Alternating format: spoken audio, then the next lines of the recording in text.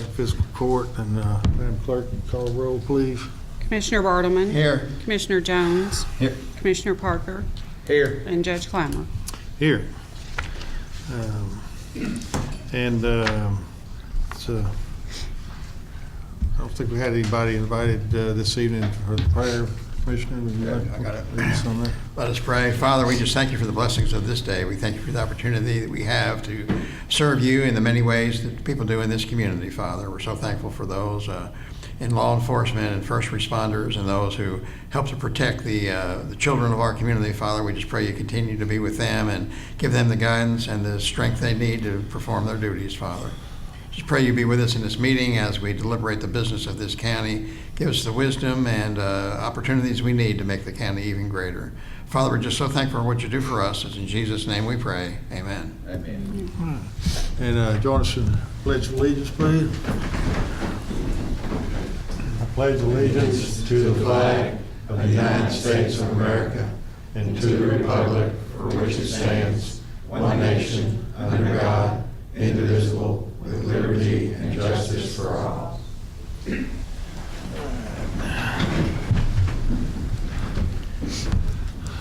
All right, then we need to, let's see, we had a request to pull one item off the consent agenda for tonight before we approve that. Yes. Which one? You see where that is, which one?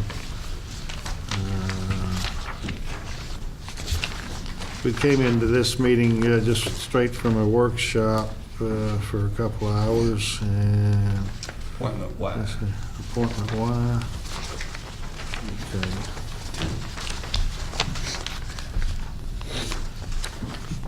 Yeah. All right, so we'll pull appointment Y from the consent agenda and put it on for the discussion.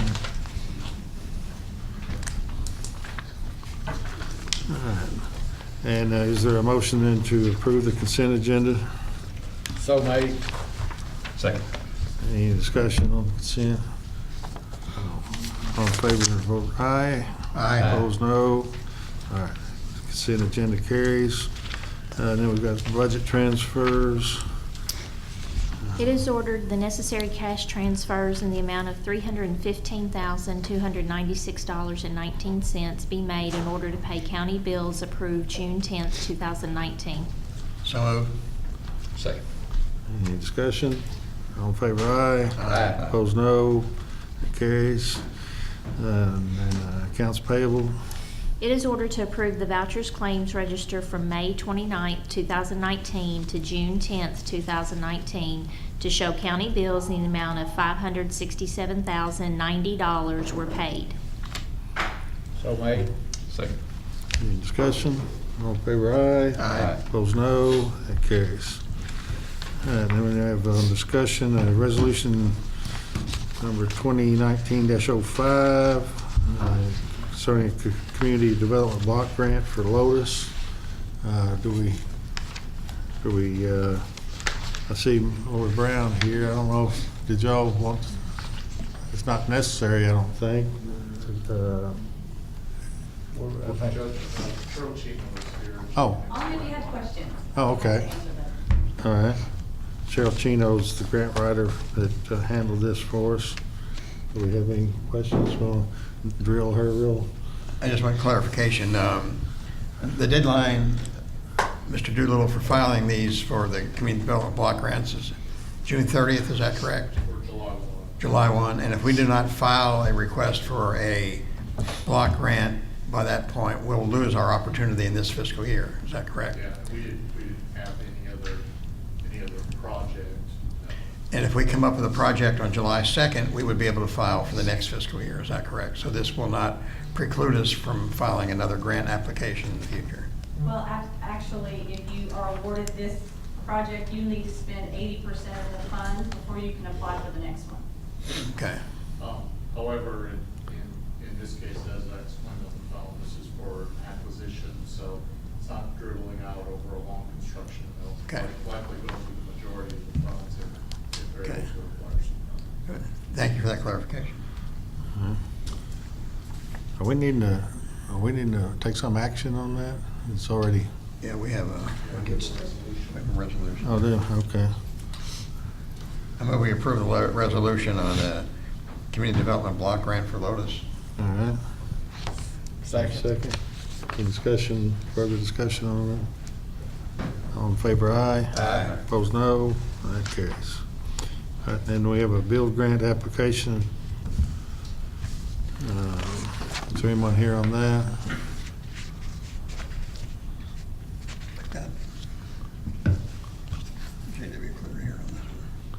Oh, did I skip that? I've got people here also. Okay. Discussion. Okay. Yeah, we've got J.W. Cleary here on the state NAACP convention. Got something you want to say, J.W.? You sit there and look good. Well, if there's any questions there, look good. Well, I like that. J.W., I go back a little bit. Well, yes, we do. Really appreciate it. This is Jim Gearhart. He is the vice president of NACP. But how this came about was the state convention was in Madisonville last year, and they we always traditionally have a gospel concert, and they had C.C. Winan, and I just feel that we're not going to let them, Madisonville, outdo Paducah, Kentucky. So when I went to the city about the $3,000, they said, because it's going to cost us $3,000 to get this Lee Williams out of Chicago. But they said that, well, if you can get the county to put in $1,500, we're going to put in $1,500.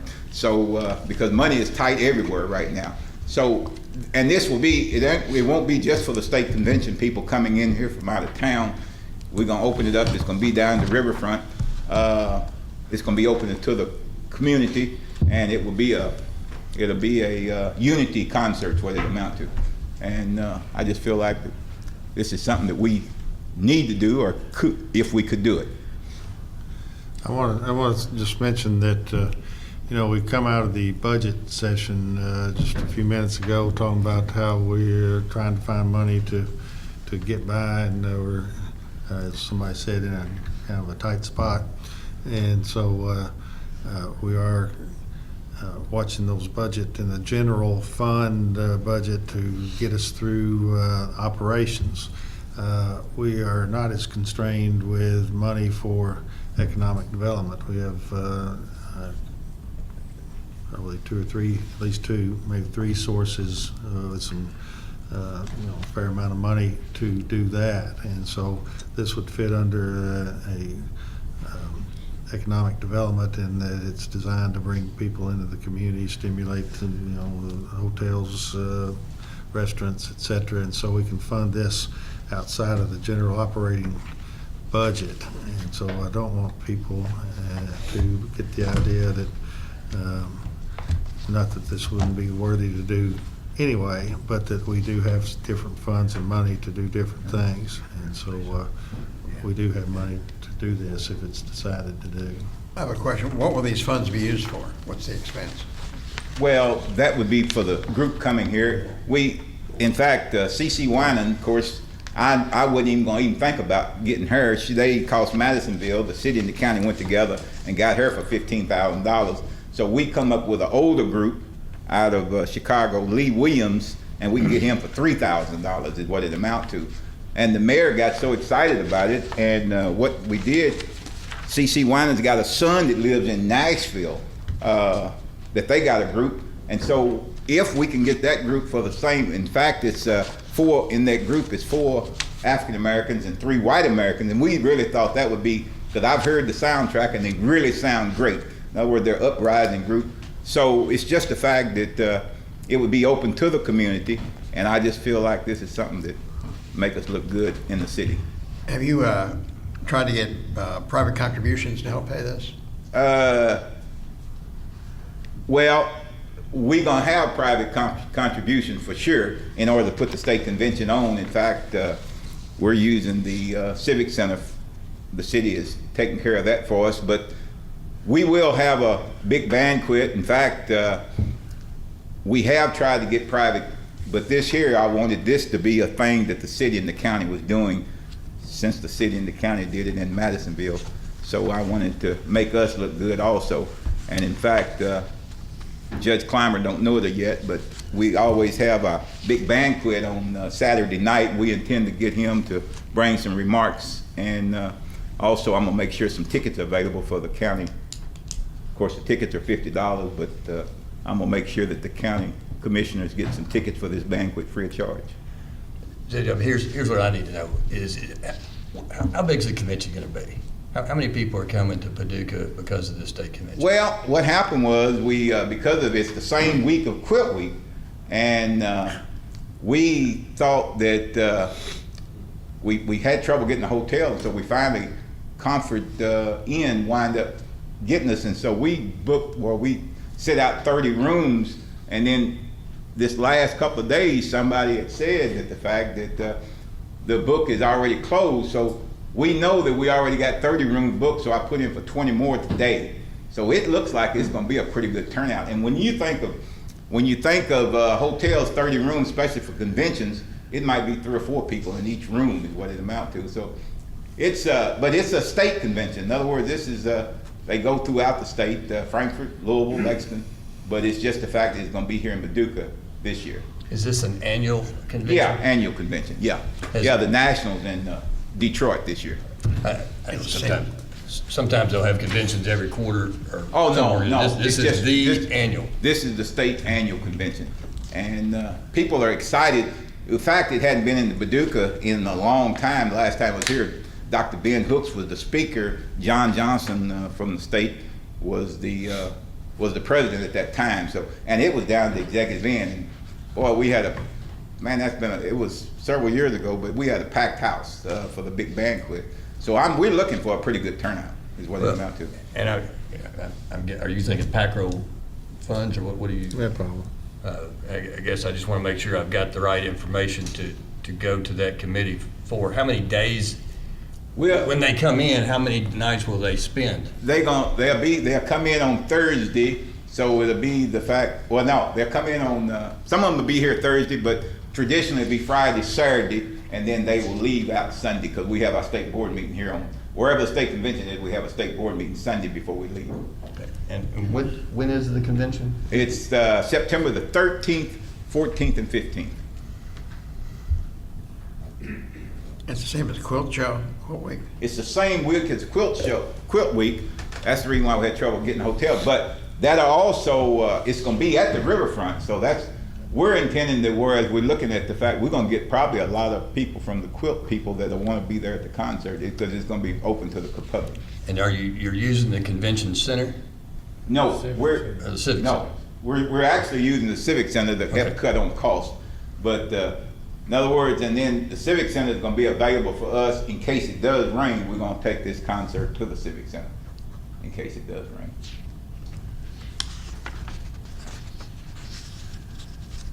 Anything else? Any other questions?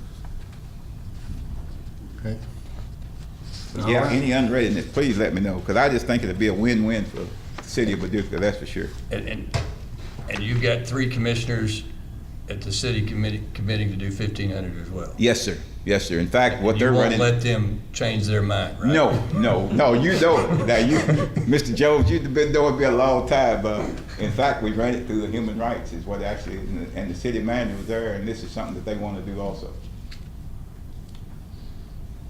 I make a motion that we give $1,500. Let's find the source of it before we do it. Doesn't come out of the general Find the source fund. for it before we do it. So what? Find the source of it, how are we gonna? Bill, Judge said he had 2 or 3 different ways. I don't object to it. I'll get it from PACRO. It's economic development. Good enough? Yeah. All right, any other discussion? I made the motion. I will Was there a second. Okay. Any other discussion? It comes out of PACRO funds, usually. Is that part of the motion? Yes. As long, yeah, and not to come out of the general budget. Fine. All right. The motion is that 1,500 is funded through PACRO. Yeah, I guess the motion really should be is we're gonna ask PACRO for 50, we're asking PACRO to let us use $1,500 of the McCracken County money that's in the PACRO account for economic development. All right. All in favor, aye? Aye. Opposed, no. All right, carries. I really appreciate it. Thank you very All much. right. And I know the budget, that scared me when I've been seeing the budget in the news for the last few days. Yeah, well, we'll Not as squeeze much by. as we are. Thanks. I appreciate it. All right. Let's see, got this build grant application. What we need to do on that? Is there anybody here on the build grant? I thought we did that last meeting. You had the discussion, but you didn't take any action. I don't know. It's the, I don't see that here. it's the Riverport. Is that? Oh, yeah. Well, I guess, I thought we agreed we wouldn't do that last time. I thought we did too. I was thinking we did, but anyway, a motion to go through with the build grant application. I thought we approved it, didn't we? We got the minutes from, let's see, would that be, what's that, May 29? No, wouldn't be May 29, it's June 10. Yeah, May 29th would Oh, have it was? been. Yeah, just to, see, there's the discussion for.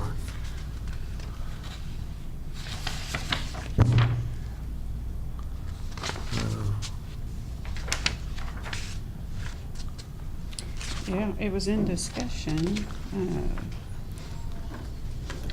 I think probably what confused us is that the city manager sent us such a nice thank you note for doing it that we think we did it, but I guess we Yeah, didn't. I don't, it was in discussion, but Okay. it doesn't look like there was any action or anything taken. All right, and I guess the issue is, I think we were all interested in it. Well, I guess we need a motion. I wasn't clear in their presentation. Was this money going to be used to have public facilities the public could use? They talked about different things it was going to be used for, but will this help to provide more facilities at the riverfront for the general public?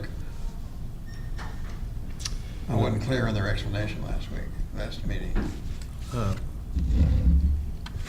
Well, there's additional access to that dock in that area. I mean, as opposed to who, just private, you mean private? No, I'm just the general public. The general public will be able to use something down there rather than, I wasn't clear on their presentation. Well,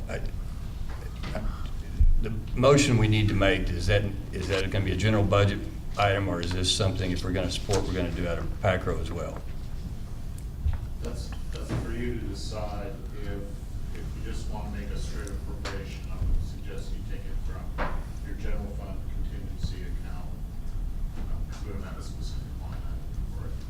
That will give the treasurer something to pay. Okay. I mean, this is economic development too, isn't it?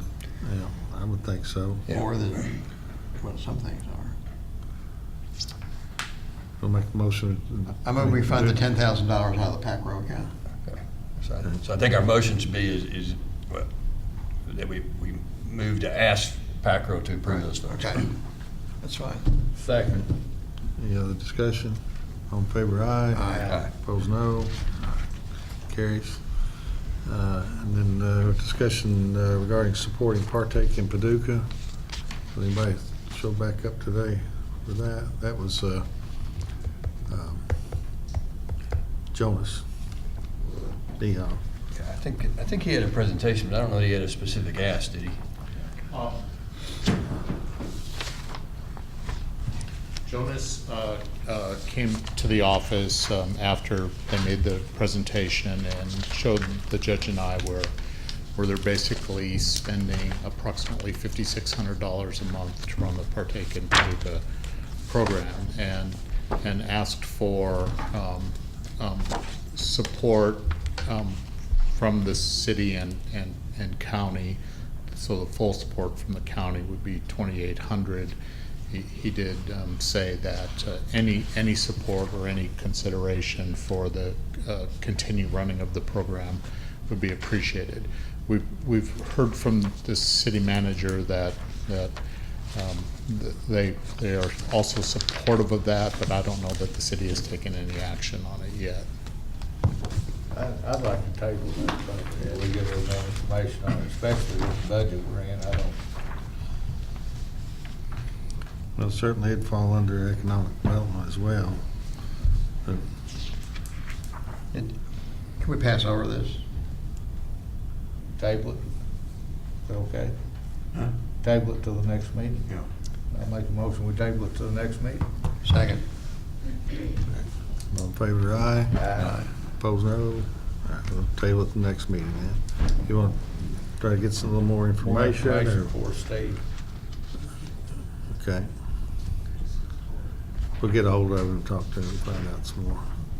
And then we got John Hodges here from JSA. Evening, Mr. Hodges. I have one question. Are you able to make a short presentation? Bill's on my board. I knew I've that never you seen would. him make a short presentation. I told the judge that you would say something, Bill. I just didn't know what you were going to say. Real quick, I do appreciate getting a few minutes in front of you. Of course, there's a couple things I wanted to cover. One, we're building a pretty big structure out there on 8th Street. The News Channel 6 flew it with a drone a couple of weeks ago and put it on the news. I thought I would call and give you a little bit of information about where we are with that. That's a $6.7 million contract to build that tank. It's part of our long-term control plan, which is a document related to the combined sewers that are in Paducah and the federal consent decree that we have to work on those sewers. That project's going really well. We see completion of that in September of this year. We will spin off that and do the next phase almost immediately with design. I'm not sure if you guys are familiar with the Kentucky Infrastructure Authority, the folks that provide what we call the Clean Water State Revolving Fund. It's basically a bank for water and sewer industries to borrow from. We did get shortlisted on their FY20 budget for the next phase. That gives you the ability to borrow at a 2% rate, which is obviously an advantageous rate for us comparative to anything else. So we're going to keep working on that stuff. The completion of all of our long-term control plan projects are broken out over many years. We've actually got a good 20 years plus to work on this stuff, but it's just going to be never ending. So we're going to continue to watch our pennies related to that. We've got 2 other projects that we're working on in the county related to our agreed order with the state and the feds, and that is to build another tank that's similar to the one that you see in Reedland over by Pecan Drive, in between Pecan Drive and Hanson Road. We're in design on that, and we're funded. Right-of-way's complete, and we're going to hope to put that out for bid sometime in the fall. And then we continue to work on our interceptor line that I had talked with you guys previously about, that we call Massac Phase 3. And that's in the southern part of Lone Oak, and we'll end up trying to divert flows from one of our primary interceptors related to Lone Oak and put it out in farther west, trying to balance our flows. All of that costs money, and of course we watch our pennies and try to keep our personnel costs down and do subcontracting, and our rates are good right now in comparison with the state. We are going to do a consumer price index change effective July 1. That'll take the rate from $5.83 a thousand gallons to $5.94 a thousand gallons. So it's not a very significant impact. In fact, we have 18,800 customers roughly. 8,400 of those are what we call minimum bill users, so it's about 45% of our customer base. That impact to them is going to be 33 cents a month, so not a very significant change, but we are changing that rate. We will set the flat rate for our folks that aren't actually on Paducah Water to $29.70 a month. That impact is to about 6 people, so that's not obviously a very significant change. There's not very many people that actually have a well that are on sewer. A lot of times you have people on water but on septic tank, so there's not very many people related to that. Of course, we continue, even with this adjustment, to have good rates. In 2018, the state average for a sewer bill for 5,000 gallons was $41.12. Even with this change, which it is minor, I understand that, but we will be at $29.70 for an average bill of 5,000 gallons. So that's over 10 or 11 bucks difference between the state average. So that keeps us about 72%. So obviously we got a lot of work to do. There's a lot of communities that are doing the same kind of work that we are, that have a higher bill, but we're going to keep watching the dollar like you always have to do it. So I'm here if you have any questions related to any of that, but I just wanted to stop and give you guys an update on what we got going on. Any questions, discussion about it? All right, appreciate it, John. Thank you, Bill, Thank for you. your. Thanks for the short presentation. Hey, Judge, What? we got a person here from CASA that'd like to speak. Oh, yeah? A couple of minutes. Chuck Mullen. Okay. Just squeeze him in. Yeah. Okay, have someone here from CASA that wanted to talk to us? There's a couple of us. Couple. Okay, That's all right. sure.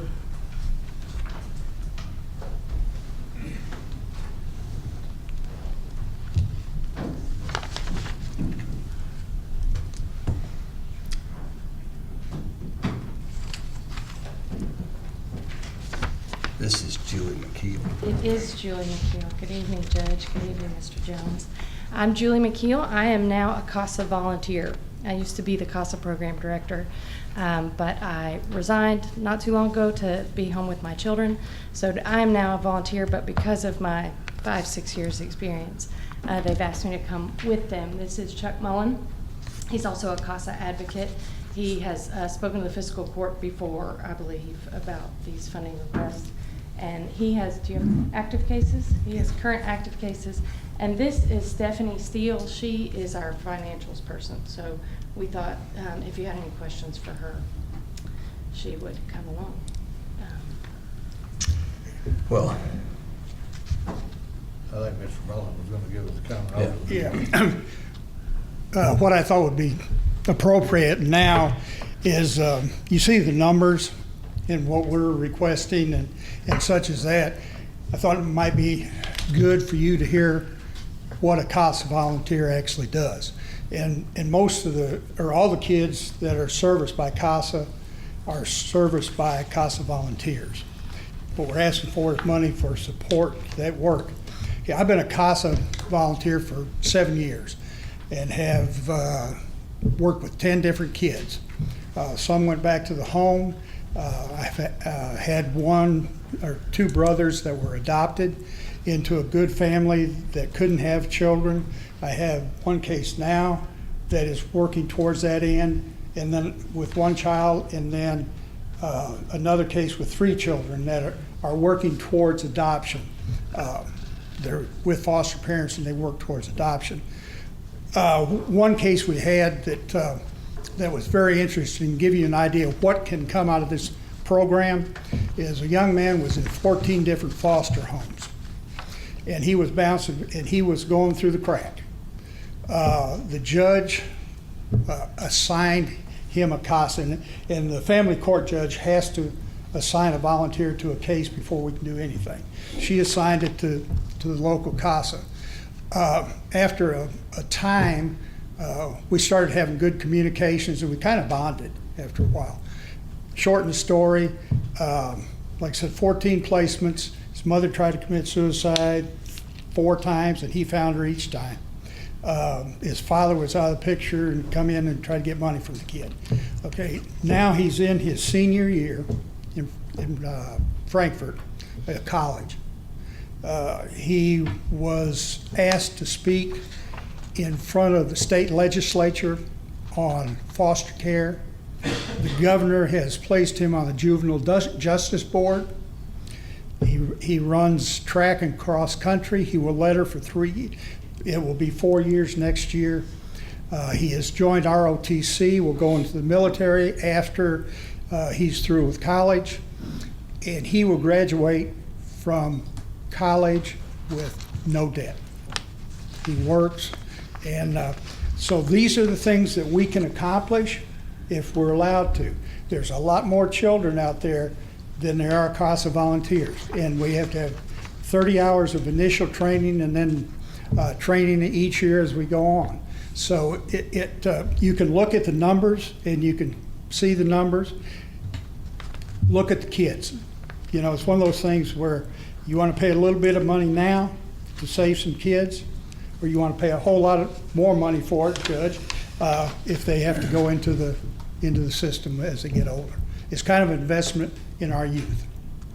So I didn't want to take a lot of your time because I know you're busy. If you have any questions of any of us, be glad to do that. I also want to say, Mr. Mullen won't brag on himself, but that child asked to see him when he comes back town to visit because Chuck was an important role in his life. Chuck nominated him for a scholarship. He didn't get it, but I think just that belief in him helped push him forward as he moved towards college. So I believe the judge has submitted a letter for you all.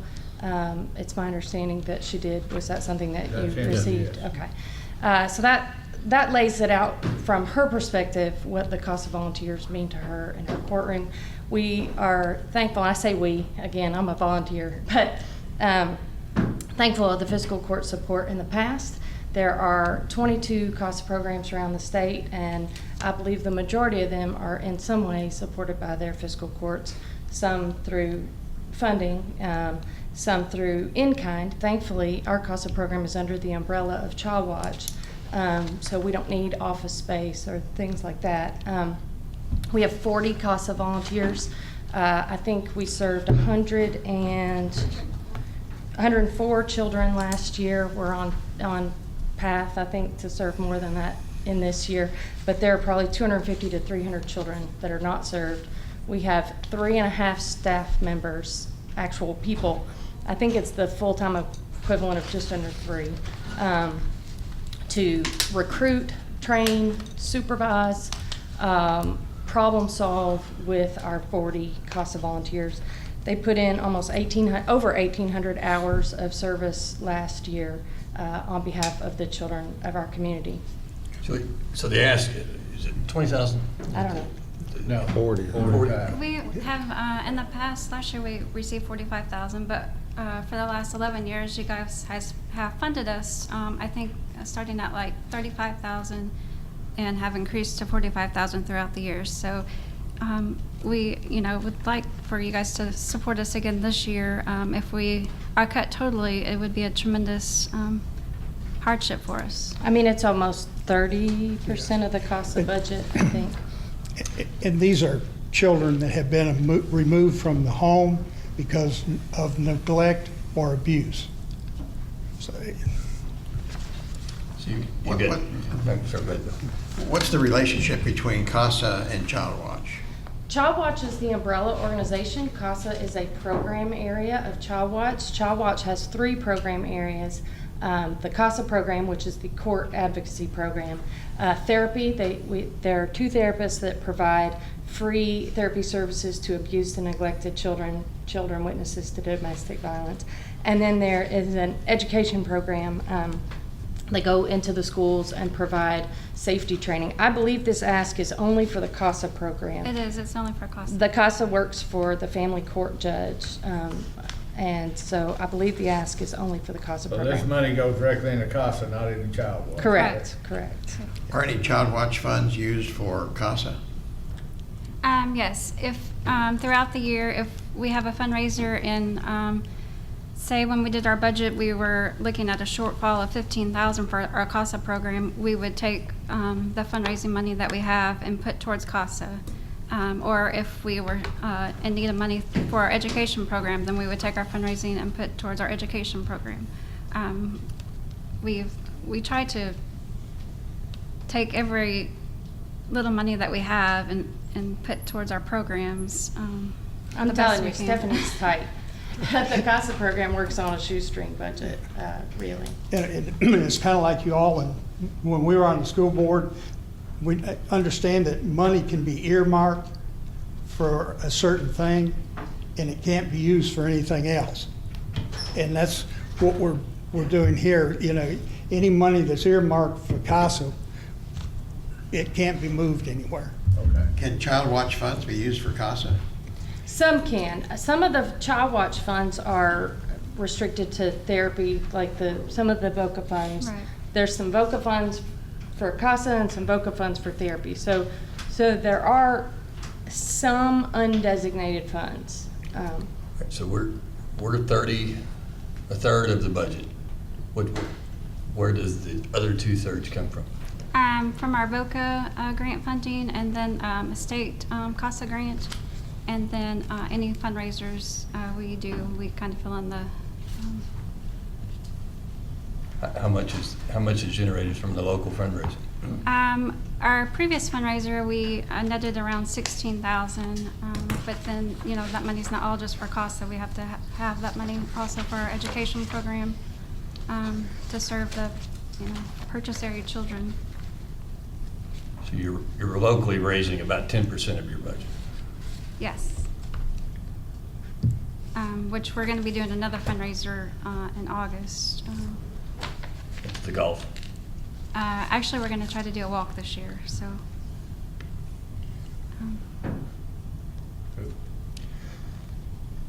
What? I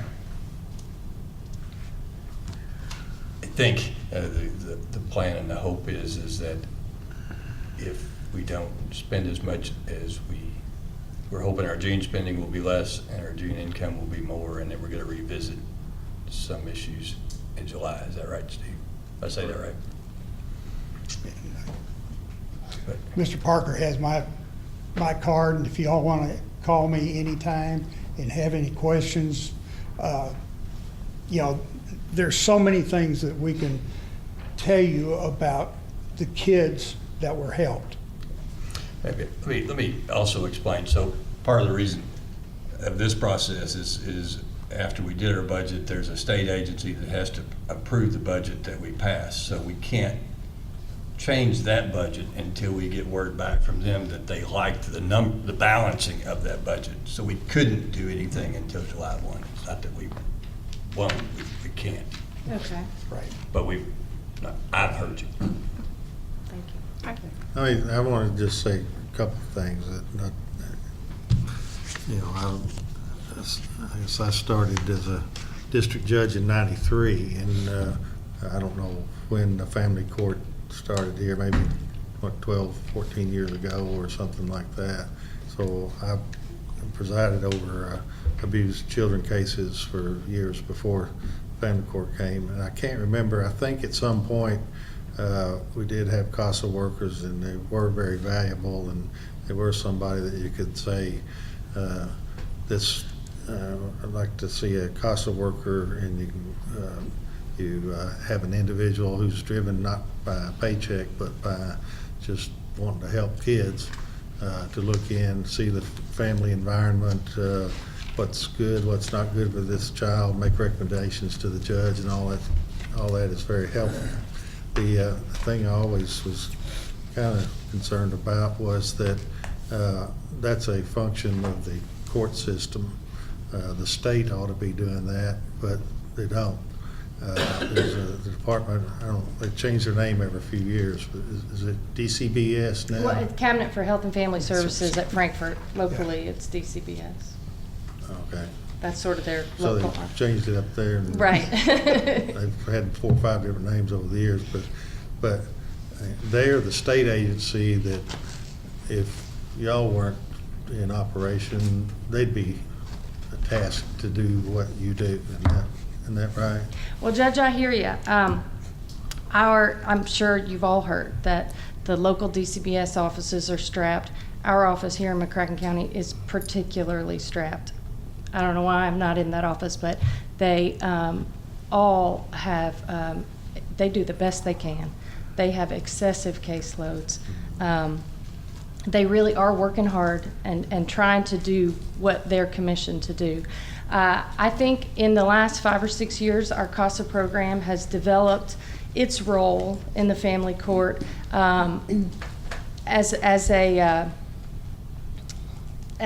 we work together with the guardian ad litems to advocate for the children. So our CASA volunteers they get to know the children really well and everybody in their family. And they bring the facts to the table, along with the facts that are brought by the cabinet. And the GAL brings the law to the table. And together, I feel like the CASA advocates and the guardian ad litems make a really good team advocating for the children. It's the state's job to work with the whole family.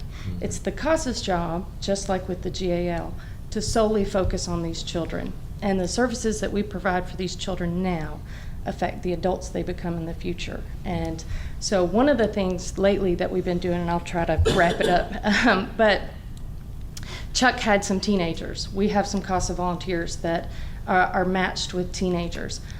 Not all of those children are going to be adopted. Not all of those children are going to find their way out of the system before they age out. And so sometimes their CASA volunteer is the person they call when this placement goes wrong, or this placement goes wrong, or this placement, just to be with them, just to be there to hear them and say, I hear you, this is hard, I know this is hard, you have a future, we're working toward that future. And that was the outcome we saw with his CASA child that was a teenager, and we're seeing that more and more with these teenagers, that our CASA advocates really do become a guide to help them find permanency and find their path in the future.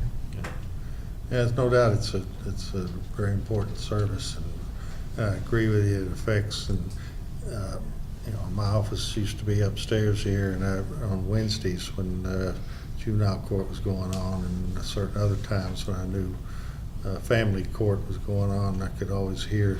And it was very disturbing to see what comes out that front door.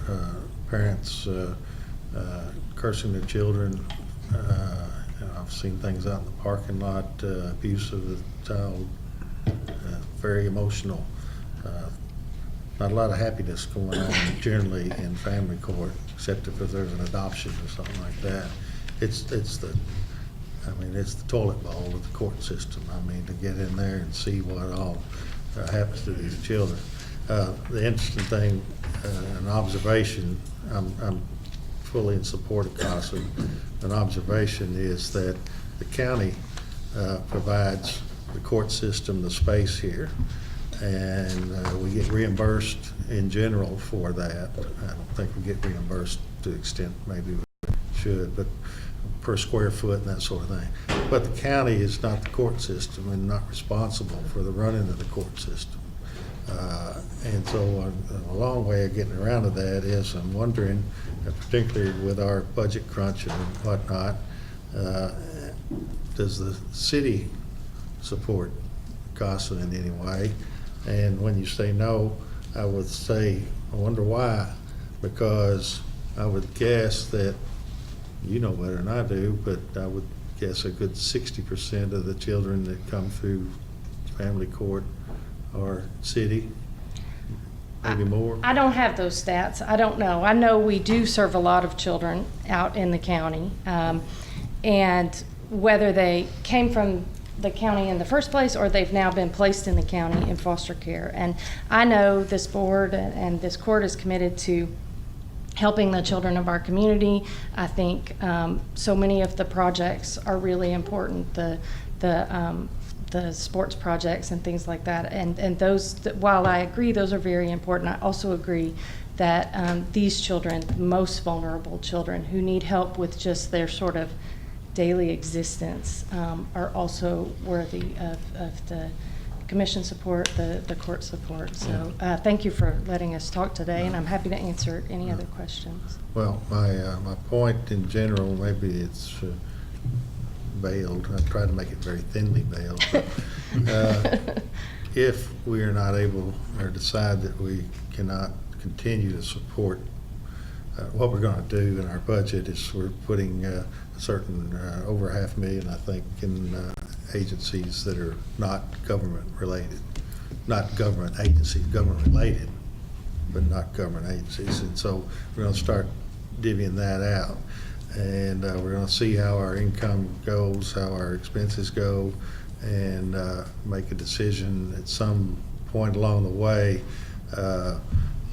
CASA's well-deserving, so is, I think there's 10 or 12 non-government agencies, maybe more than that we support. request for over $800,000.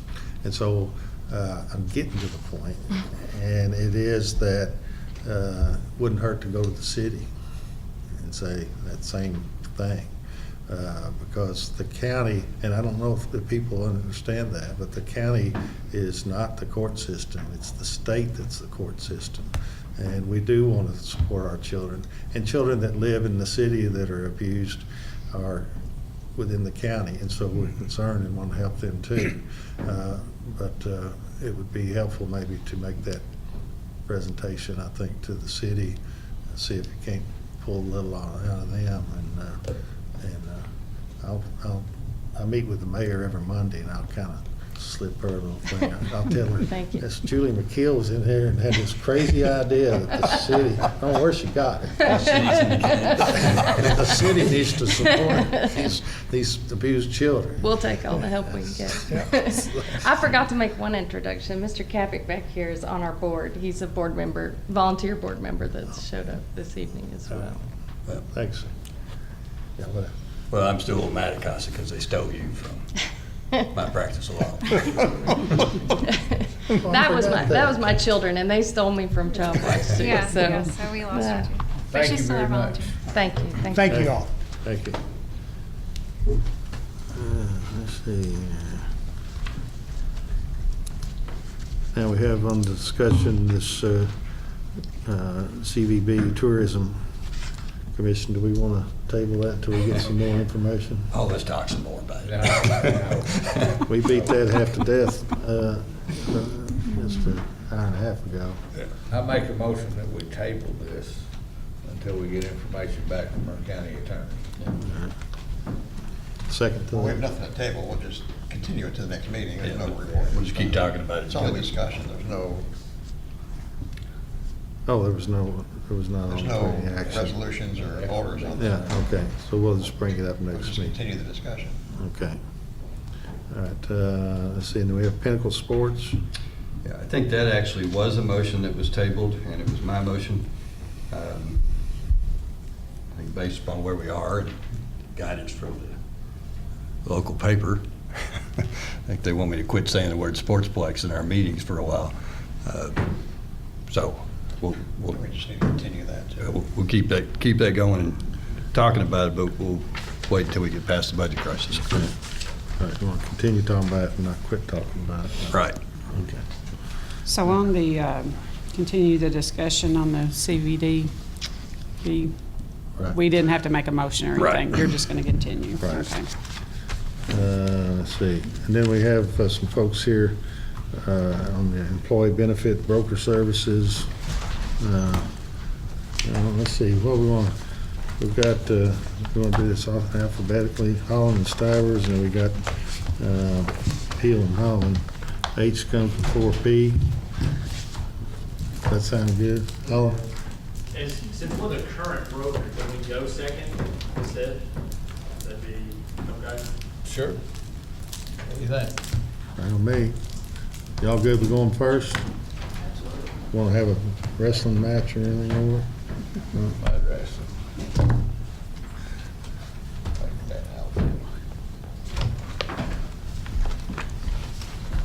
And so what we're trying to do, just for background briefly, is determine who we want to provide our health care services. And we have had a rather dramatic increase over the last 2-3 years in our costs. And I know some of that is on us, some of it maybe not, but we want to compare services, try to get some idea who can provide us the best service for the cheapest cost and best tailored for us. And so, Certainly. Judge, Commissioners, I'm Roy Riley, President of Peel and Holland. We appreciate the opportunity to present today and are excited about the opportunity to be considered for the brokerage services for the employee benefits. I've got a team here with me that I promise we're going to be very brief tonight, but I'll let them introduce themselves here in just a moment. But we are looking forward to the opportunity of hopefully earning the right to work on behalf of McCracken County. Pill and Holland has a long history and expertise in employee benefits. We've been blessed to be the exclusive agent or exclusive benefit specialist for the Kentucky Association of Counties for the past 20 years. Over that time period, we now insure 59 of the fiscal courts across the state of Kentucky, along with over 180 of the political subdivisions across the state through the KCO benefits program. One of the major reasons of the success for our employee benefits division overall, and certainly of our KCO benefits specialty, is the expertise we bring to the table. We have specialists that do specialize in self-funded employee benefits plans, fully insured plans, obviously the KCO Benefits Association plan, data analytics, our wellness plans, and compliance. Additionally, we're a part of a nationwide group called Benefits Advisors Network. That's a network of over 100 agencies, benefit agencies across the nation, that we come together to share resources. It allows us to consolidate buying power, which obviously helps our clients, but it also allows us to bring resources such as compliance, a medical director, a pharmacy director, and benefits attorneys that provide additional services here to our clients and add more value to them. It also allows us to bring those national services here to a local level. So we're here tonight representing a team of over 60 employees for Peel and Holland. I've got 4 of our benefits specialists here. Out of that 60 at Peel and Holland, 20 of us specialize in employee benefits, and these 4 are going to give a brief presentation on what we hope to do for the county. Roy, can I ask you a question first? Sir. In your region that you cover for KCO, how many counties, you cover 59, how many counties are there in that region? That we cover the entire state, so 120 counties. We now insure 59 You don't of just those. cover the West region? Correct. We have the So endorsement for the entire 120. state. 59 of the 120. Yes, sir. Stephanie? Hi, my name is Stephanie Suazo, and although I am new to Peel and Holland, I'm not new to employee benefits. My strength is I've got years of experience in human resources and plan administration, both in the public, private, and government sectors. I also am proud to say I live in McCracken County and have so for over 8 years now. Thank you. Hi, my name is Catherine Matthew Parker. I am the Wellness Director at Peel and Holland. We have been on the cutting edge of corporate wellness for well over a decade now. We work with many counties and fiscal courts and offer them holistic wellness programs as a cost containment strategy, but also as a way to improve employees' quality of life. We work alongside our risk advisors and target specific needs of each client by using claims data to offer a strategic approach to wellness. Thank you. Hi, I'm DJ Story. I am a certified self-funding specialist with Peel and Holland. I work with a lot of our larger clients, more on the self-funded side. Some of those are larger fiscal courts like Davis County and Henderson County. And I also work with the city of Paducah as one of the clients I help advise. And so I hope to bring some of those strategies that work for those public entities to McCracken County as well. As many of you know, I'm Heather Nestler, and I've been in insurance for about 12 years at Peel and Holland for the last 10. And I do handle 8 of the local fiscal courts in our region. Benefits is personal to me. I started my career in insurance because I experienced a situation where my husband was killed in an accident, and I couldn't say at the age of 25 that I understood my benefit package. So I'm very passionate about educating the employees and helping them to understand what's available to them and helping just be able to advocate for them with carriers sometimes whenever situations arise. So we were talking about the number of counties that we insure. The most recent addition to our client list is Muhlenberg County, and they became a client as of June 1st. Really, it was a wonderful situation for them. We took them through our normal process, just as we would McCracken County, but for them in the end, they were able to retain their coverage with Anthem, but gain it through the association, which includes additional benefits, and save 11%.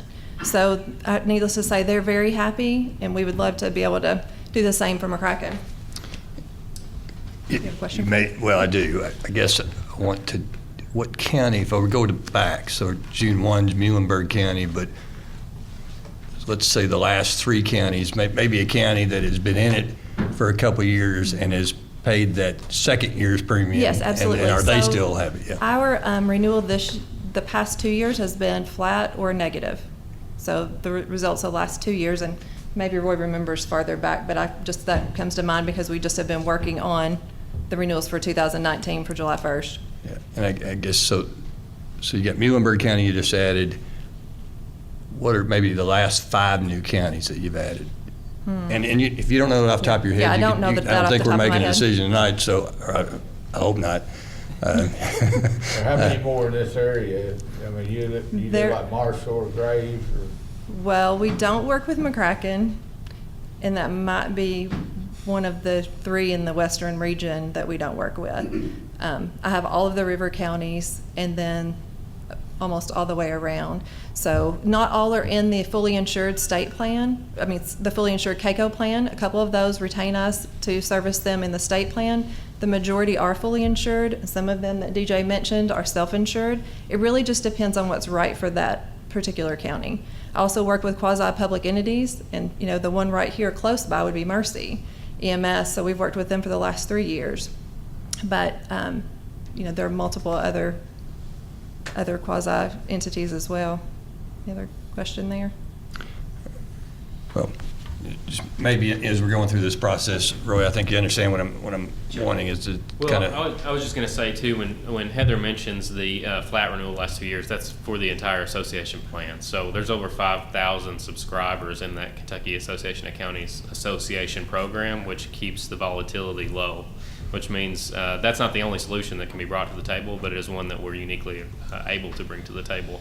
And that means that those county governments that are involved in that experience less peaks and valleys. I assume the wellness program is a pretty big piece of making sure that your rate doesn't go up. Yeah, so one of the things I wanted to bring to the table was the City of Paducah's plan. We've been working with them since 1999. Since 2013, their employees have not experienced an increase in their employee premium, and in that same time frame, they've had less than 0.5% increase overall in total cost, and that's since 2013. One of those things, there's multiple strategies that go into that. Part of it's just been fiscally responsible and good budgeting.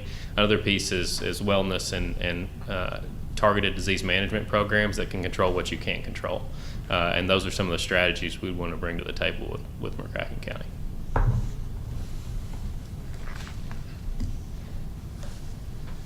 Okay. I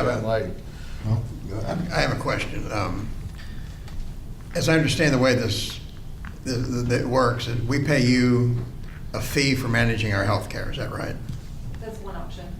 I mean, or the provider will pay you a percentage of it, so. And how does being in a big pool with CAECO, how does that affect our rates?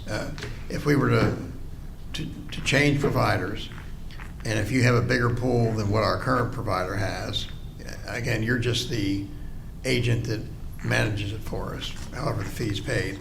How can we save money in our health care, or how can you help us save money in our health care? And could we expect perhaps a decrease in rates because we're in a big pool with CAECO? Some of that would be hard to answer until we did have a little bit more information. But to answer your question, it's not going to cost you more because you're part of the association. You actually get additional benefits for what you are already paying probably currently. And we are not paid a percentage of commission. With most of the carriers, we're paid a per person on the plan. So there's generally not a lot of variation between whichever way, if it's fee for service because you're over 100 employees, that we could do that, or if you're just on a fully insured normal contract with the carrier where they pay us a per person on the plan. And is the wellness program in addition to the normal rates we pay? It really depends on what the carrier placement is. Some of the carriers include wonderful wellness programs. Using Humana as an example, they do have a wellness program that's built in. Not that ours can't complement it, or there might not be additional pieces to help facilitate that so that the county does see the discount. Because with their program, it is specifically related to the number of points your employees earn, the percentage of discount the county would receive. So it really depends in the end where we would determine that the best carrier fit is and the best plan, but not just for the short term, really for the long term, because we're not in it to develop a short-term relationship. Our retention is 97% over all of our benefit clients. So we don't want to just gain this relationship for a year or two. We want to be your trusted advisor for years to come. In this region, are most of the provider is Anthem provide most of the counties in this area, or all of them? Not all of them. Well, Yeah, the not all of them. association, plan is the association plan through KCO is administered through Anthem. So you asked, would moving to that big pool mean you have to move providers? The answer to that question would be no, because Anthem facilitates that coverage. So if we have Anthem now through a different provider and we were to change, how can you save us money on our rates on our provider? I'm just not real clear on. Well, we wouldn't be able to guarantee that we could without more data because we don't have access to all of that information yet. What we would be proposing to do is take you through our process, knowing that we do have that as an option, but that certainly we also have all your fully insured carriers like Humana, United Healthcare, Anthem is one of those, but also your self-insured options. So because of the size of the county, we have more options than just if you came to me with 20 employees versus over 100. So we wouldn't want to say that one carrier would be the best fit at this point. We don't have enough information to make that determination. So Heather, what would the turnaround be on, once we got you the correct information? So the RFP that we responded to was what we understood to be broker selection. So if we're selected as the broker, we would hope that as soon as the decision's made, that we could start our process, which would begin with, we've done a basic, just a little bit of information, enough to be able to respond to the RFP, but also that we would want to dig into a full discovery. So we know all of the claims data that we're able to access, all of the information on your plan designs, a lot of that goes into, and then that usually takes 3 to 4 weeks to turn around with all the proposals in hand from start to finish. So really for January 1st, we're not starting too early by any means. Most of our Januaries are wrapped up, I would say, and enrolled by October, early November, but the decisions are made generally around August. So our current broker is using Dr. Turnbow's wellness program. I guess I'd like a little more information about the wellness program.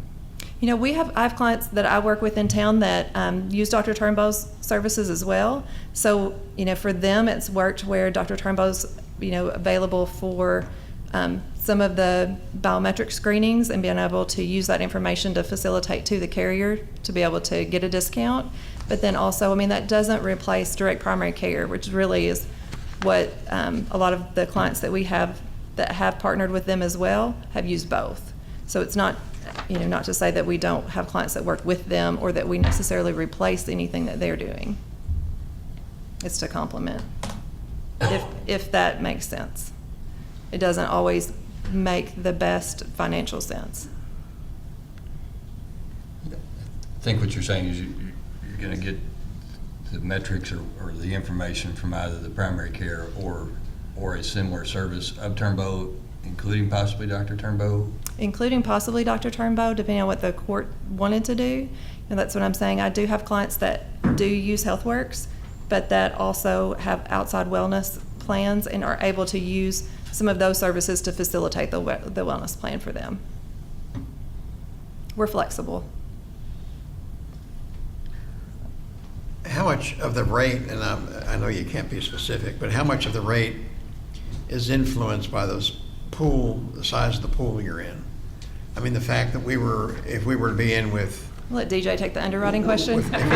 If we were to be in with KCO and there's how many hundred thousands did you say are in your 5,000, over 5,000. Okay, there's 5,000. How will that influence our insurance? Right. So our rates that we pay. There's a distinct possibility if I start talking about this that your eyes will glaze over, because this is not like a fun conversation, right? It's just it's insurance speak. But what I would say is that it really depends. So there's a couple different buckets that we can think about. One of which is that within a community pool with Anthem, fully insured, you're aggregated with a bunch of different lives, right? More than 5,000, you're aggregated within that. But the distinct difference is when you're talking about an association plan, you have an association that's managed well and you're focused in a certain direction, you get a little bit more of focus from the underwriting perspective. But the other piece of that puzzle is that when you talk about self-funding, you're talking about changing what's fixed and what's variable in what you can control. And really this comes down to just saying, okay, are we going to focus on the things that we can control and make impacts there so that we can gain control of the cost long term? Is that best suited for a pool like an Anthem fully insured pool? that's what we'd have to investigate. Is it best suited within an association plan where we have targeted objectives to push people towards more lower cost alternatives like telemedicine and things of that nature? Or is it a better option for you to control your costs when it comes to self-insuring and focusing on wellness and disease management, so that you have a better option for of controlling that cost? So to not answer your question is, it honestly depends on your risk and the risk that the underwriters are willing to give you. What we try to do is bring as much data to the table so that we can have an intelligent conversation about where you can impact that risk long term. Are any of the counties with KCO, are any of them self-insured? Yes. Yes. So I work with Davis County and Henderson County both of which are self-insured with Anthem, and they are part of KCO, but they're not within the association program. They're just self-insured on their own. As I understand, the city of Paducah is self-funded too. That is correct. Yeah, that is correct. So, again, the benefits of the provider that you provide are the different options. You might be able to provide us more options than somebody else. Is that right? Yeah. Well, we're the exclusive option. We're the only option that you have to get into the KCO Association program. We're also the only broker in this region, or really within the state, that has this much experience when it comes to public entity clients. And self-funding is an area that we specialize in as well. So we have a lot of bench strength that we can bring to the table that can help direct you in the way you should go. Does self-funding increase cost on our end? I mean, do we need to? It would seem that if we're going to become self-funded, then we need to have some more interest in managing that on our end. Yeah, I mean, it's a function of, if you're fully insured, you're just paying the carrier what premium they tell you to pay, and you're paying that month over month over month until the end of the year. Self-insuring, all that is it's taking a big fixed cost and it's saying, well, you're going to pay a smaller amount of fixed cost, but you're going to pay a variable amount of the claims. So it's in your best interest to control that variable amount and say, if we institute programs that help identify chronic conditions and get ahead of those before they become, major claims issues, then your variable amount will stay lower.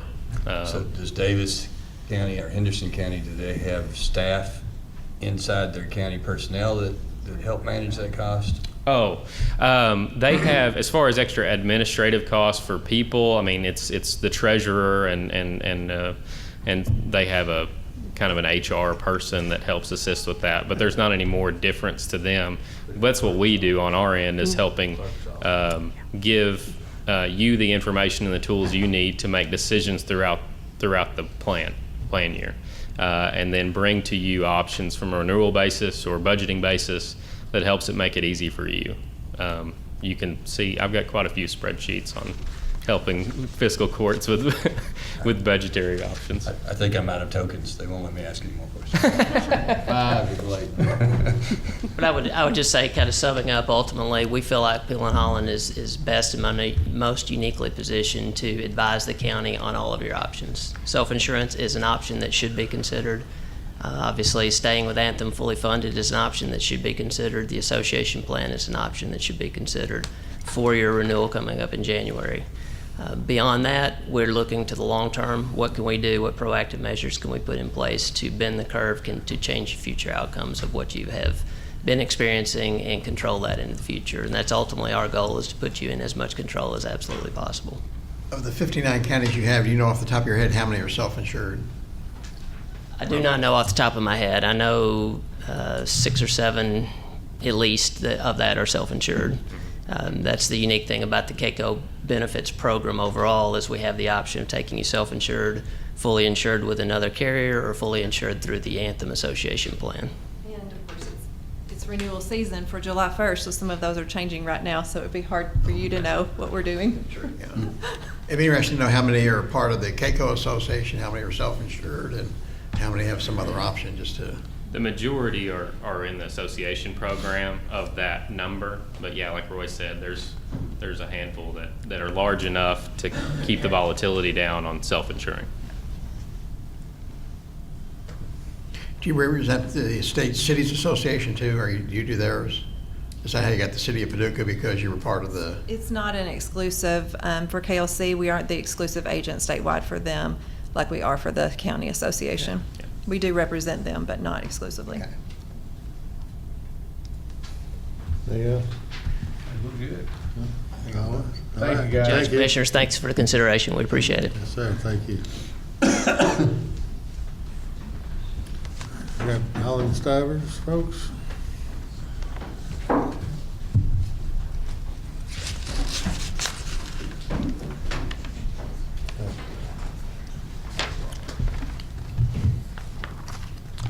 Well, thank you all for letting us speak. So Jody Stivers, who is the main broker on this account, his name is in that proposal. He is out of the country this week, so he is not able to actually give this presentation. My name is Clay Davis. I work with Jody and the others that are on the team that handle McCracken County. I'm very aware of your account. I actually do data analytics for your account directly. We do that in-house. And so I'll be going through. I do want to just speak some words on behalf of Jody since he's not able to be here tonight and discuss some of his main points. Actually, in the proposal that you have on page 3 is his cover letter, and I just want to hit on those really quickly. First of all, I just want to say that we've served you guys as a broker since 2011. So for 8 years, we have been the broker for your employee benefits. We are the only firm that you will hear from that is McCracken County owned.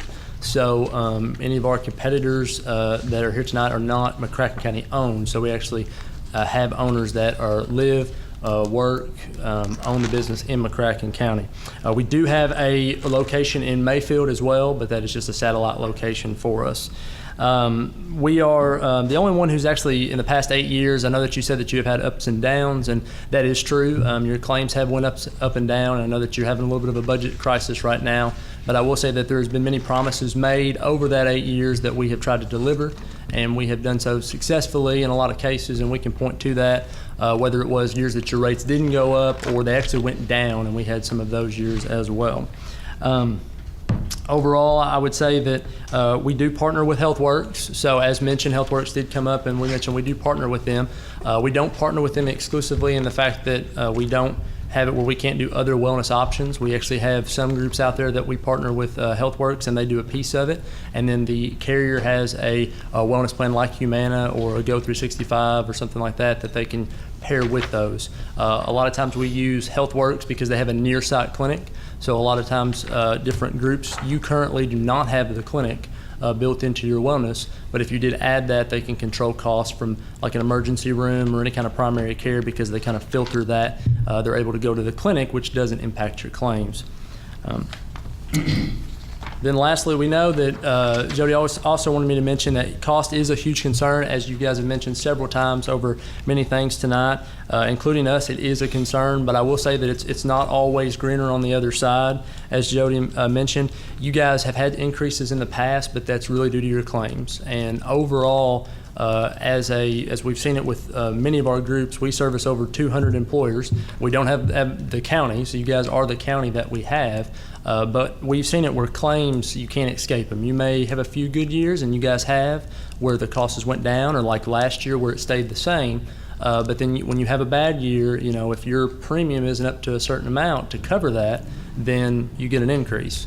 The same thing he said, whether you were self-funded or fully insured, and same thing with an association, or we also have the possibility of doing level funded, which is a little bit of a mix between fully insured and self-funded as well. So just wanted to state those, something that Jody wanted me to say in his behalf since he wasn't able to be here.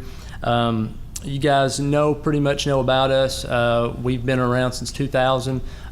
We were around when Jody and his father Ron Stivers and Jeff Holland, which many of you might know, merged together. So we've been around since 2000.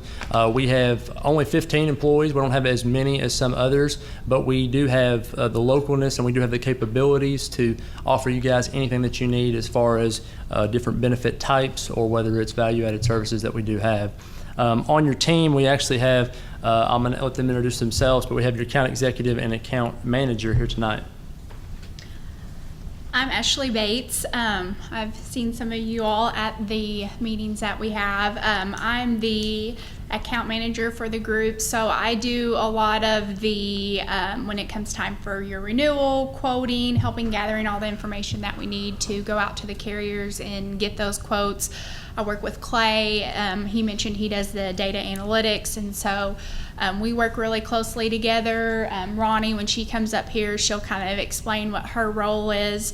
And so even though we have our different roles within Holland Stivers, we each all end up coming together collaboratively to make sure we're giving you all what you need. But that is kind of what my role is behind the scenes. Ronnie is going to be the person that everyone at the fiscal court sees on a more like daily basis, it seems, sometimes. So I'll let her explain what her role is. Yeah, I don't know. Am I too short for y'all to hear me? There. Well, like they said, my name's Ronnie Reel, and I am the service rep for the county. I've been the service rep for the whole time Holland Stivers has been here. My role is basically to do whatever you guys want me to do. I meet with all new hires that come into the county, explain all their benefits. I help them to complete their forms. I take the forms back to the office and key them into the different carrier portals, or if we don't have access to the portal, then I send it off to the different carriers. Also, as far as people who term, the different department heads just send me an email that says so-and-so termed on such and such a date. It's my job to get them termed off of everything and also to key in the COBRA portal so that they will receive that COBRA notification advising them which of their benefits are eligible for COBRA. I also work with Pam a lot on billing problems. Again, just anything that you guys want me to do. Claims, I'm the claims person also for the county. And I wanted to kind of add that I've had 43 years experience in the insurance industry.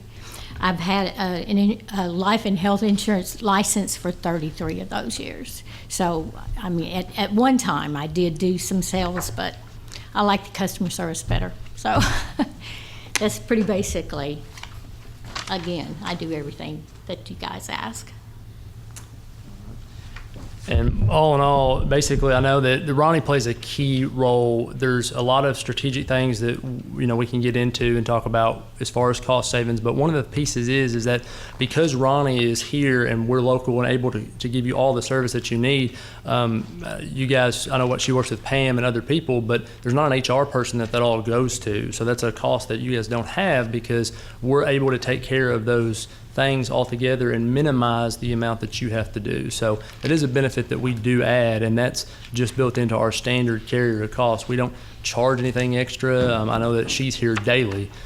Sometimes it depends on what week it is, that she's here quite a bit. So the other, just real quick, the last pieces that I did want to talk about, I know that you guys have this, but all in all, with different options that we can look at. Obviously, we put HealthWorks in place since we've been here. That's an option that we did put in to try out. There's many different avenues that you can go down with HealthWorks. Again, you guys do not have the near-site clinic. We do have other employers that do have that near-site clinic, and at times we've been able, when we put the clinic in, to bring their claims down in emergency room and in overall urgent care. But emergency room, I know that we had a client that we brought it down by 28%, and now their loss ratio, which again, this is insurance jargon, so don't let me lose you guys, but their loss ratio, basically the amount of premium that they paid to and to the insurance company, and their claims were at 50% of that insurance premium. Okay, so when we were able to put in that near-site clinic and bring those costs down, that brought their claims down, and so their increases, if any, has went down over the years. So that's different solutions that we have been able to do. We can do self-funded. We've talked about that. We used to actually meet with with an insurance committee. We have not really met with you guys or judges in the past. There's been a committee that we have met with, but we would love the chance to meet with you guys more and with the judges and to re-engage kind of in that those different topics and talk about what we can do. We just need a chance to be able to do that. But whether it is self-funding or level funding, data analytics, you guys have the data analytics, the real data analytics of your own group in front of you. That was an attachment that I gave you all. That was something that I personally did that shows you the areas that you actually are having issues. So anybody can produce a report or claims data that you can kind of get lost in. But one of the things that we do is we take all that information, and I personally dig into that to find out where the areas are, and then we look at your trend over a number of years and then find out what strategically we can do, whether it's changing plans, putting in a new benefit, adding wellness to make those changes to affect your bottom line. So all of those things we do. I know it kind of sounds the same as other benefit brokers, but we do the same things. It's just a matter if you're willing to engage and to get us to do that as well. I know you guys brought up compensation, and that's the last thing I've kind of hit on. So compensation, we do not do a percentage either. We do a per employee per month basis, so you guys never write us a check. Currently, we have no fees that you guys even pay for as well. So we get our money directly from the carrier for that. So, yeah, thank you. So if we were to include the near site clinic, how would that change for, and I don't even know if this is an appropriate time to ask that type of question, or if it. Yeah. So when you add that, so we don't charge for that. That goes through HealthWorks. So right now you have a wellness plan, okay? And HealthWorks and I partner together, all right? We don't get paid anything, you know, it's just basically you pay them and then we get our standard. But we do partner together when you do that.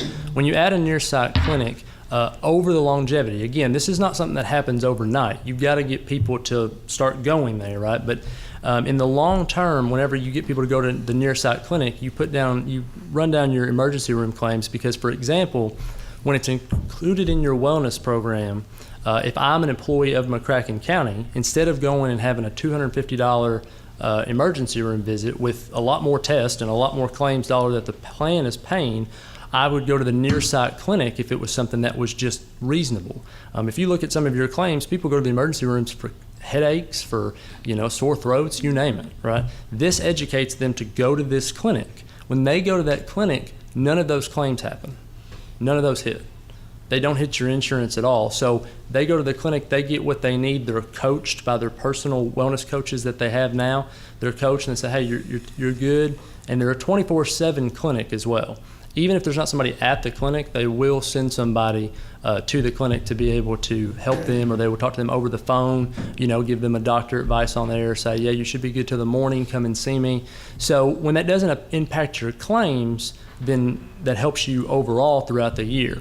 I know the ER visit claims have skyrocketed if you look at that data analytics summary that we have over the last 5 years. That would be one area. And I can't say with certain how much. I don't know. I mean, it all depends on your people. That's your claims. But we would start to educate and push people towards that. Now, that is an additional charge, and that comes directly from HealthWorks, but it is something that would help you as you go out. So, does that answer your question? Yes. Okay. Anything else? Anything? Nope. All right. All right. Thank you. Thanks, folks. Thank you.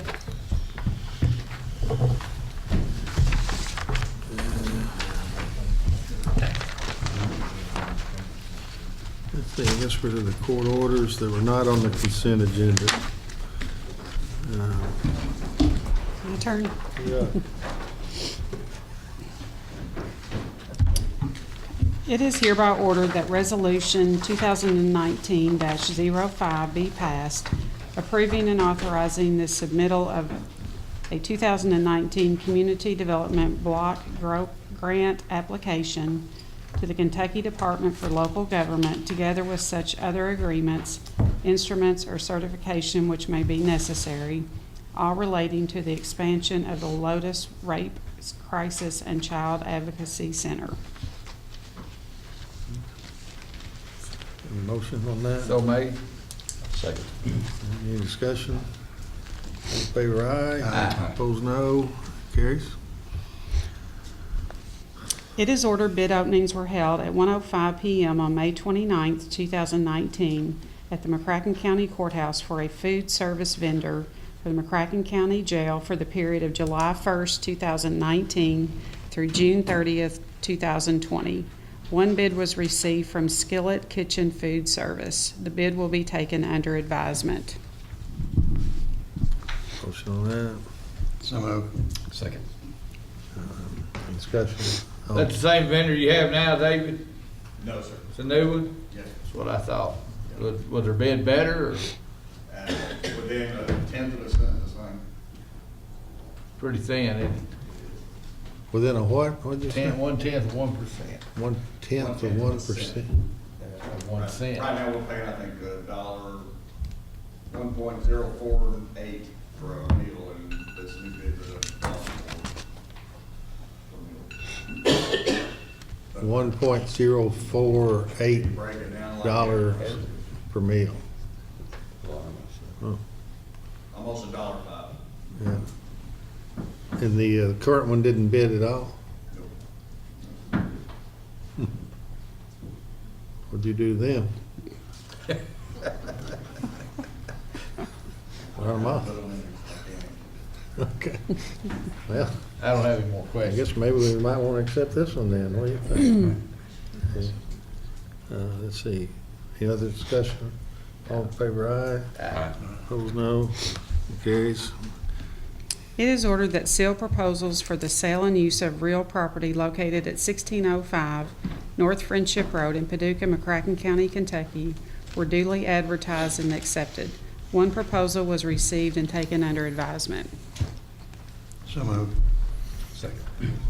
Discussion. All in favor, aye. Aye. Opposed, no. Carries.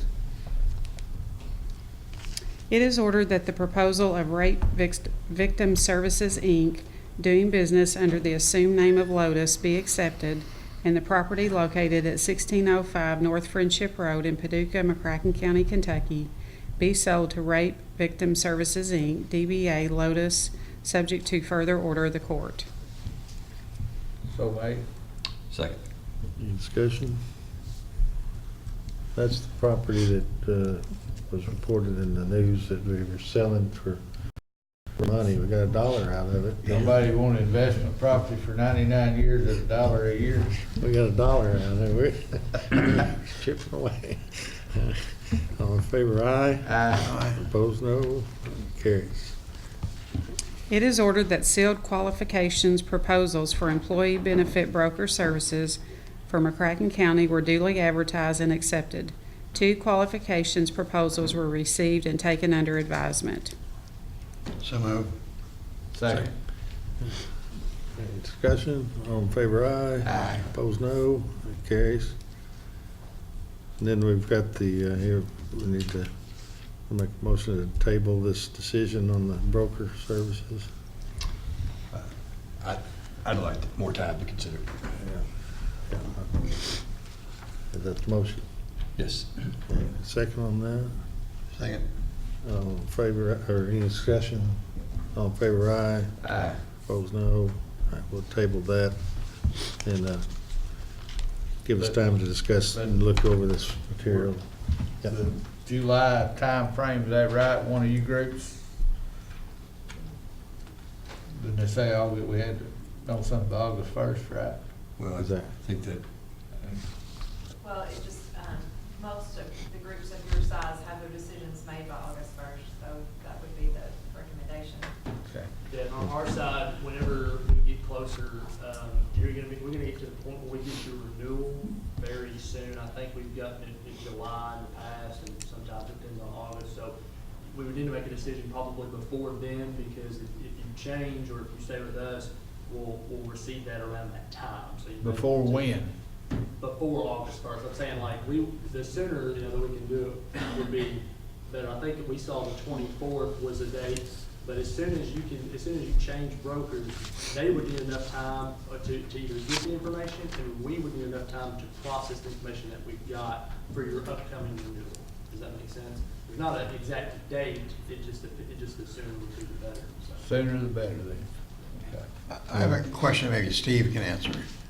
Who owns the information regarding the history of our health insurance claims?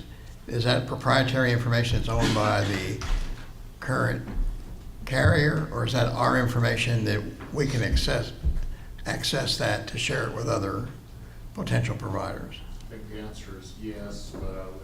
Well, I asked two questions. Is it theirs or ours? Our broker that, we certainly have access to our data, but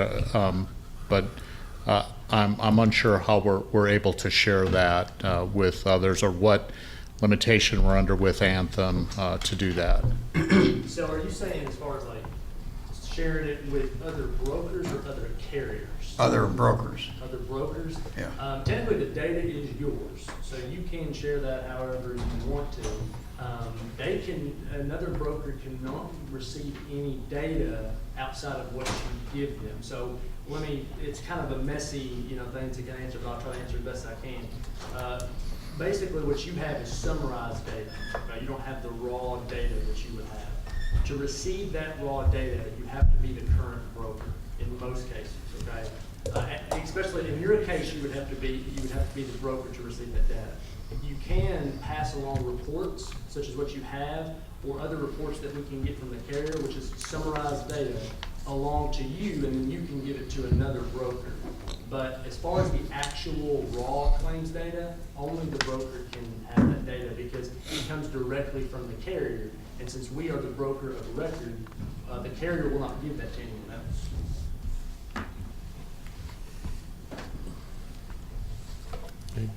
Anything else on that? Yeah. All right, thank you.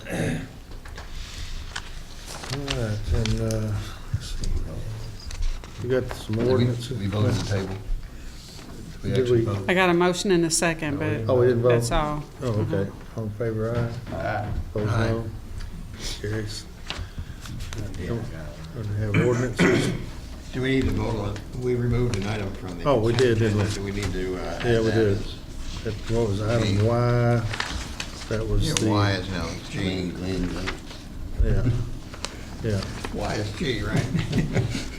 Y is G.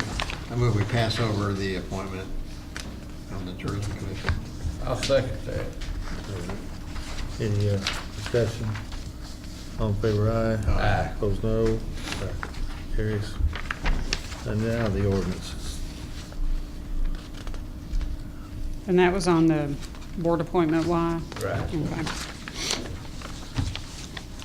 Okay, ordinances. It is hereby ordered that pursuant to KRS Chapter 67, the reading of ordinance number 2019-05 shall be conducted in summary format as follows.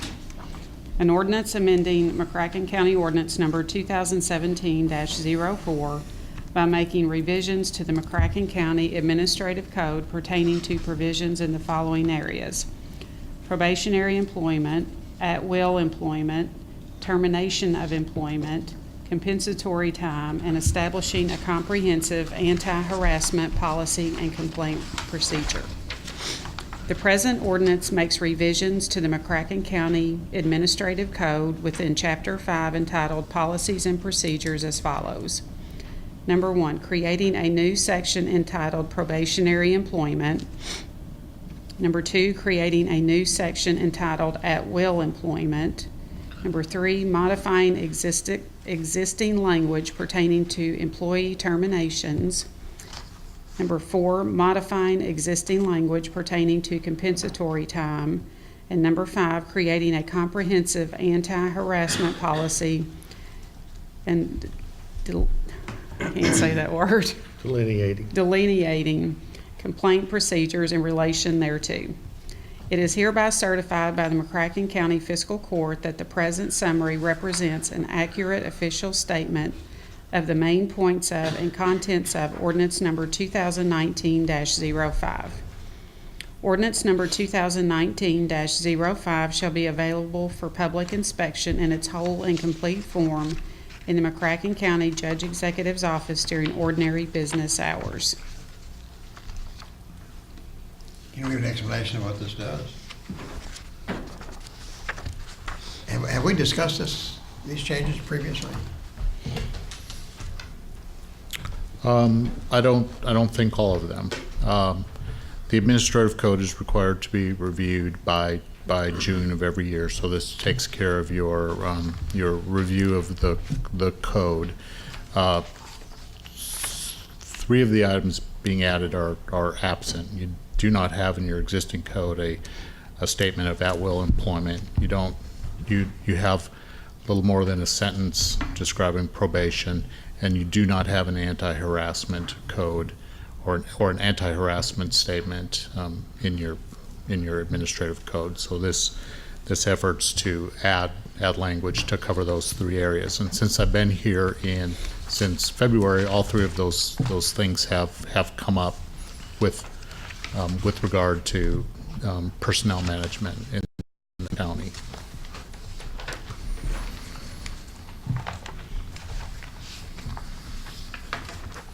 Also of significant that has monetary sort of implications, and we discussed during the budget time. Our use of compensatory time is extremely limited. The code only describes, I think, 3 individuals that are exempt: the treasurer, myself, and the county engineer. And we're the only 3 that have eligibility for comp time. I am suggesting we change that and make that more available to hourly employees, since that is 99% of our employees. And we've had comment from the jailer, the sheriff, and the clerk that they would like that tool restored. Not sure why the county did away with it, but it would allow the option of an employee that has to stay and work extra or get here early, stay late. In lieu of taking employment, the department may offer them compensatory time, just take the time off. And that should have some impact give some flexibility to the employee of the department and help reduce and control overtime costs. That's the one that's included in this? That's included in the proposed amendment. So 3 were just sort of, you didn't really have it, and I think they're necessary for proper administration, proper personnel administration. And the 4th, the comp time issue, is just to add some flexibility back into the departments and hopefully save a few dollars. Who's doing the writing? So I did. There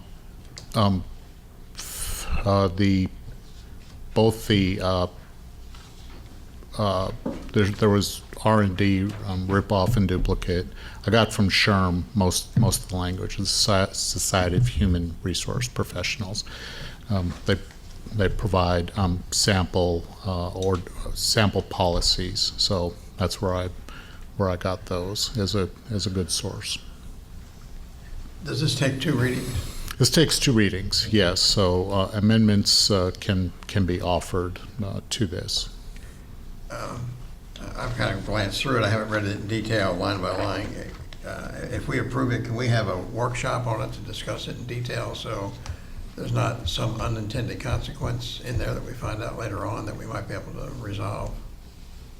Certainly, at your pleasure. Why don't you read it and let me know if you need one? I'm tired. I mean, I think we can approve it tonight, but I'd like us to have a workshop so we can discuss it in more detail and have it explained, just to make sure we fully understand it. All right, so that is a motion to have a workshop. You want to do it all? I'll first make the motion that we approve the first reading of the ordinance. I'll second that. Any further discussion on that? All in favor, aye. Aye. Opposed, no. And then I'd like us to have a workshop so we can discuss the details, so we make sure we understand exactly what's going on and there's no unintended consequences. We can have it before our next meeting. Okay. I know we love to meet. Yeah, you do. So there's a motion to have a workshop. And a second on that? I'll second. All in favor, aye. Aye. Opposed, no. Discussion. Have it Oh, on the I'm same- sorry. Have it on the same day of their meeting. Yeah. Yes. Yeah, I think. As our next let's see, our next a joint? You're talking about our next individual Yeah. meeting. Yeah, next. The 24th, I think, will be. Yeah, I guess it Yeah. is. 24th. 3 o'clock, I'm sure we can add it to the agenda. Again, I just want to make sure we fully understand exactly what it does, because sometimes these kinds of things can come out and bite you for something we don't fully understand. Yeah, well, that'd be harassment.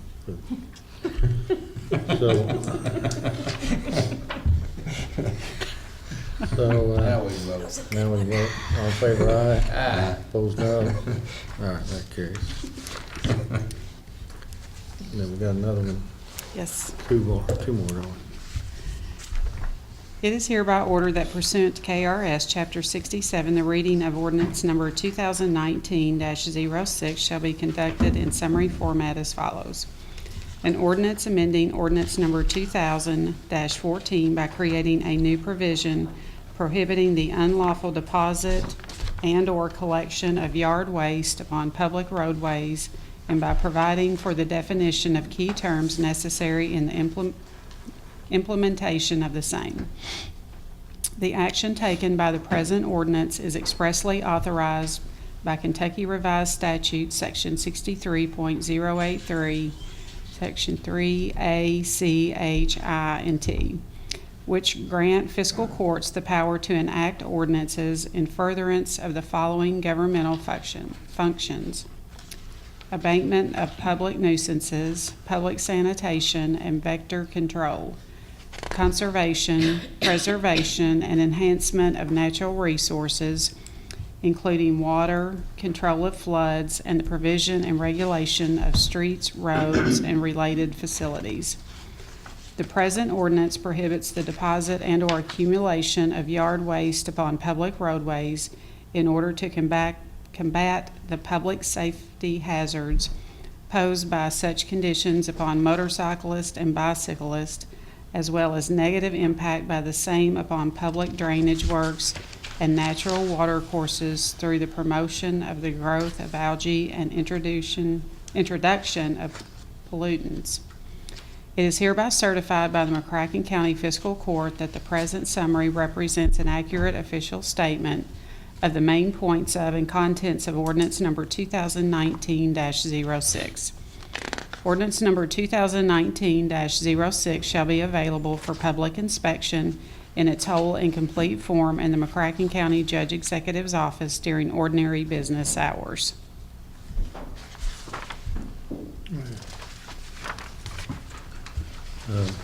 Motion on that? I'd like to make a motion. I'll second. All right, discussion? Yeah, and this came from, pretty much from me. There was a young man lost his life here a couple of months ago with Aaron Lee. And pretty much senseless, he hit a bunch of yard trimmings they'd blown out in the road on a motorcycle. And he left a 10-year-old daughter, a young woman around 10 years old, fatherless because somebody blew their clippings out in the street. So hopefully if we prevent a life or save a life and prevent an accident, that's a good thing. All in favor, aye? Aye. Opposed, no. Carries. Will this be enforced by the sheriff's office, by our compliance people, or who does Yeah, enforcement? I What's the think penalty? both. Well, I think it is noteworthy because I think this makes a standard of care and creates a statute by definition of negligence per se. So I think this is now the law, or will be if on second reading in the county, and that could impact civil liability for similar circumstances. All right. Other ordinance? It is hereby ordered that pursuant to KRS Chapter 67, the first reading of ordinance number 2010-07 shall be conducted in summary format as follows.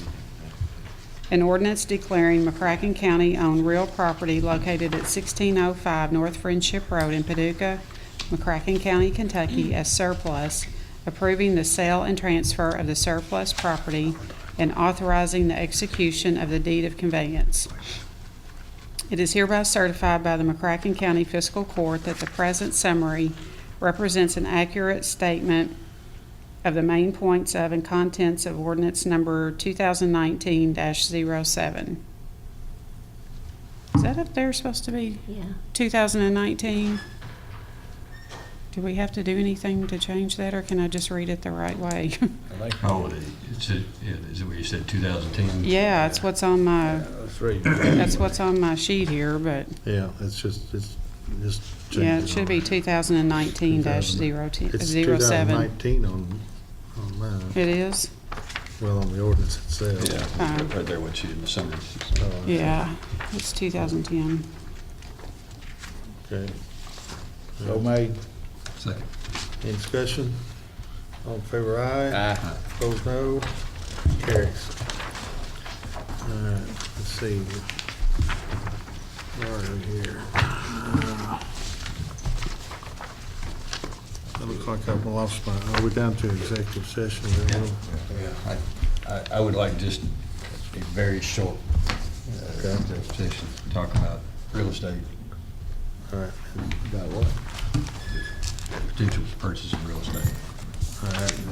Let me find my cheat sheet here. All right, so purchase of real estate, which one is that? Yeah, number one. So the motion is to move into closed session for discussion of matters, future sale or acquisition of a specific parcel of real estate as permitted by KRS 61.8101B. Yes. Second. Also an update on what? on economic development. Can we get that in there on hiring and On the hiring, an employee? Yes. Okay, so that's number 4, issues must lead to appointment, dismissal, or disciplining of an employee. Yep. As permitted by KRS 61.810-1F. All right. Any discussion? Nope. All in favor, aye. Aye. Opposed, no. All right, are we gonna have anything come back to? No. Who made the No. second on Motion made second. All right, and so, folks, we're not gonna have anything else. We'll be in executive session for a while and make no decisions. that? What about, I've got on to, because I haven't been, whenever y'all reconvene, I have to have just do it the opposite way? Yeah. Okay.